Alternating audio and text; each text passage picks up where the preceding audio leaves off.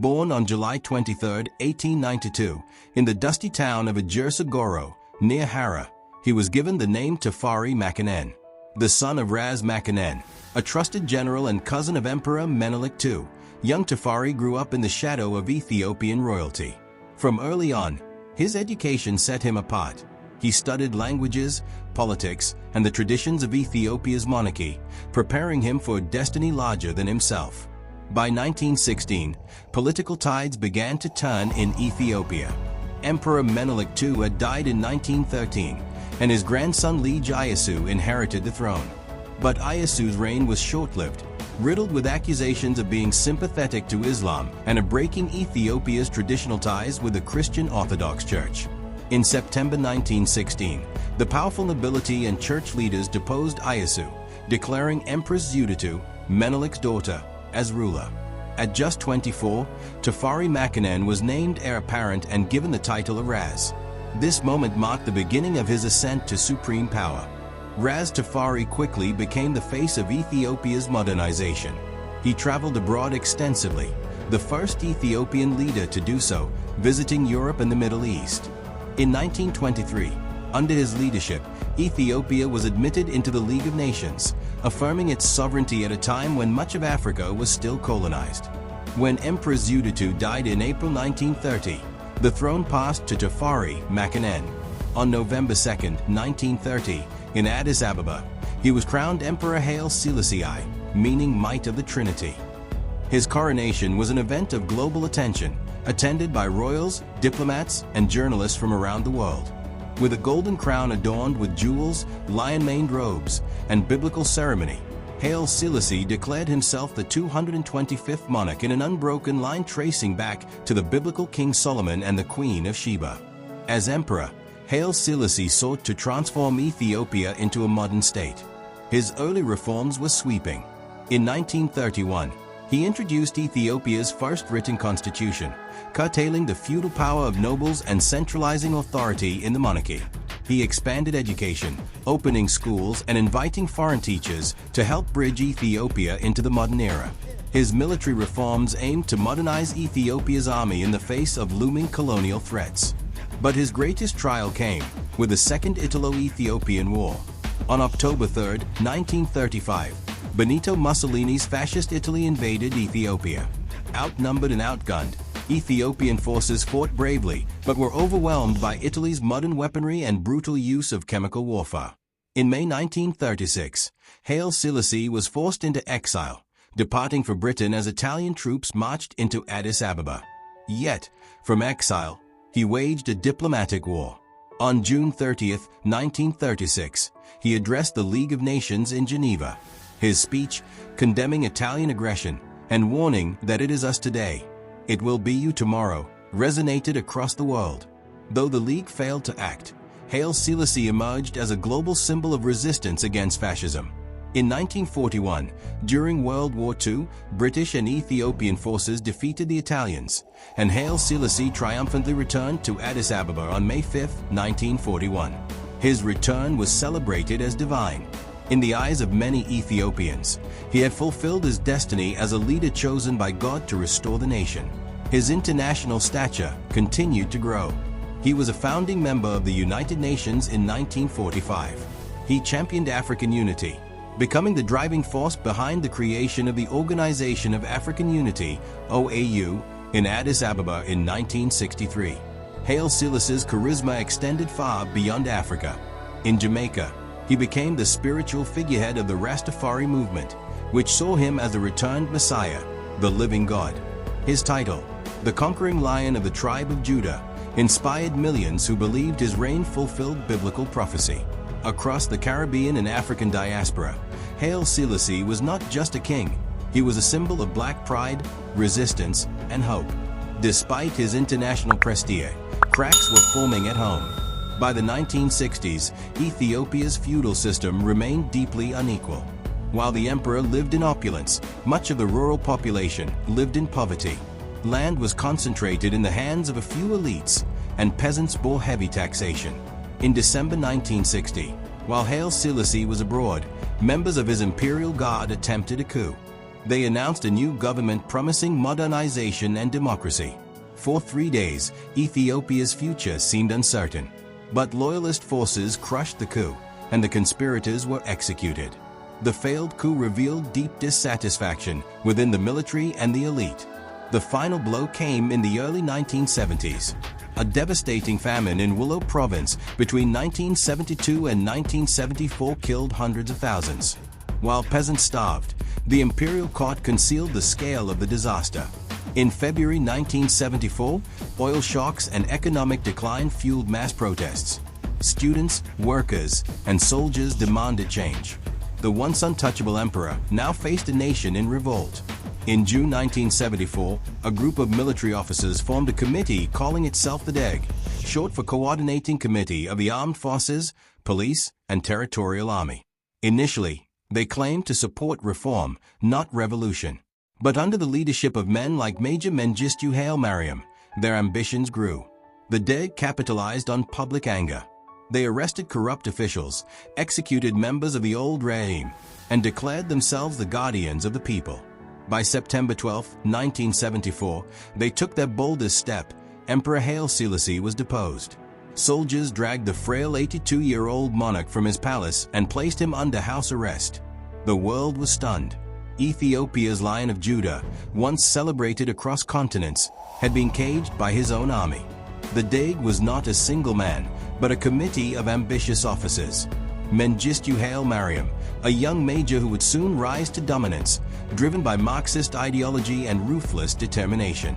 A man Andam, the DEG's first chairman, a respected general who initially sought moderate reforms, but was soon assassinated in internal power struggles. Atnafu Abate, another early leader, caught between competing factions, later eliminated by Mengistu. Their motivations were varied. Some sought true social justice, others were consumed by personal ambition. What united them was the belief that Ethiopia needed a radical break from feudalism and monarchy. By the mid-1970s, Ethiopia had entered a new and violent era. The Red Terror, mass executions, and civil wars would soon engulf the land. The dream of reform gave way to bloodshed.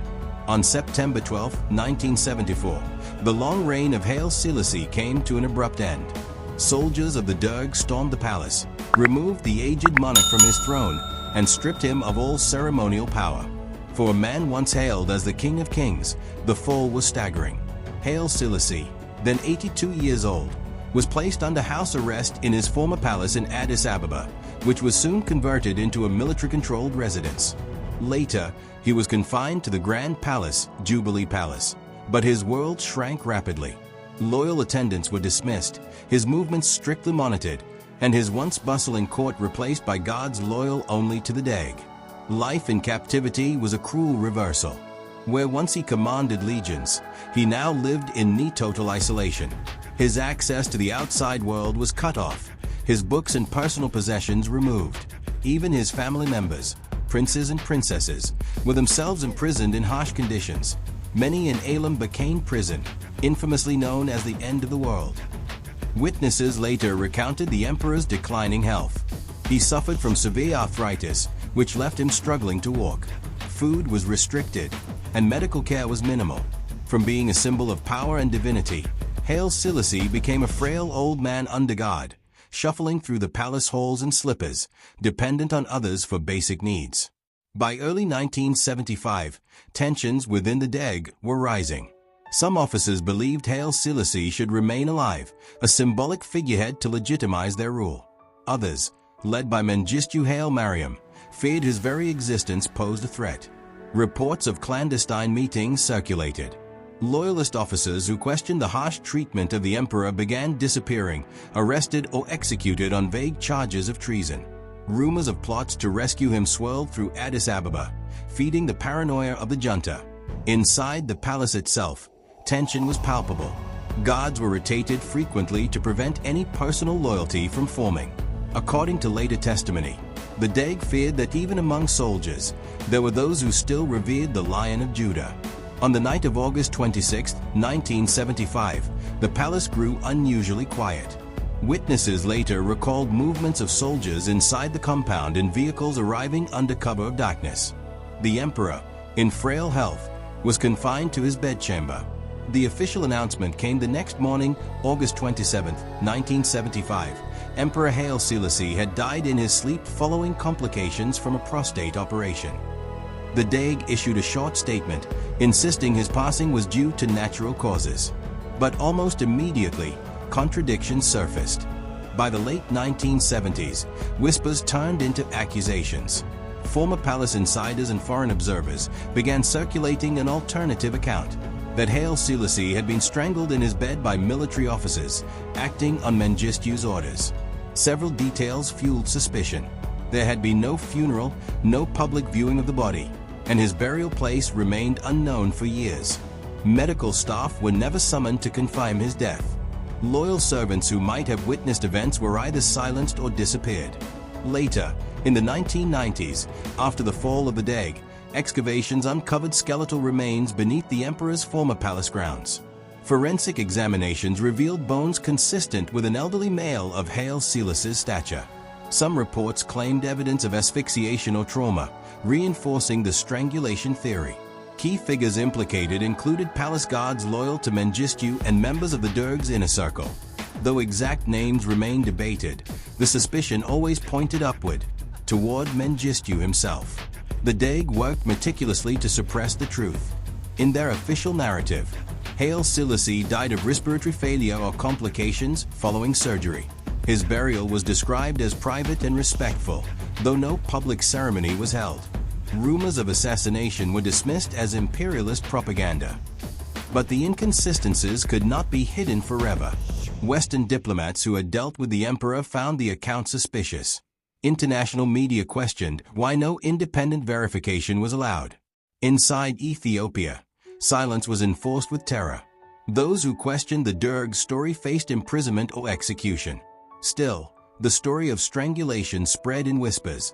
The old lion was smothered in his sleep. For 2 decades, the circumstances of Haile Selassie's death remained shrouded in mystery. Only after the fall of the Deg in 1991 did the truth begin to surface. In 1992, investigators recovered his remains from beneath the palace. In 2000, the Ethiopian Orthodox Church reburied him in a grand ceremony at Holy Trinity Cathedral in Addis Ababa, finally giving him a public farewell befitting his status. Mengistu Haile Mariam, tried in absentia after fleeing to Zimbabwe, was convicted of genocide and war crimes, including responsibility for the death of Haile Selassie. Though he continues to deny direct involvement, the court's findings reflect what many Ethiopians had long believed, that the emperor's death was not natural, but murder. History is never without shadows. Was Haile Selassie's death truly from natural causes, or was it a carefully concealed assassination? We may never know the full truth, but one thing is certain: every story is told from a perspective. The question is, whose version of history do we believe? I'd love to hear your thoughts. Do you think the emperor died naturally, or was he silenced by those who feared him? Share your opinion in the comments below. Your voice matters in keeping this conversation alive. And if you haven't yet, please kindly hit the like button and subscribe to the channel. It helps us bring more of these untold histories to you.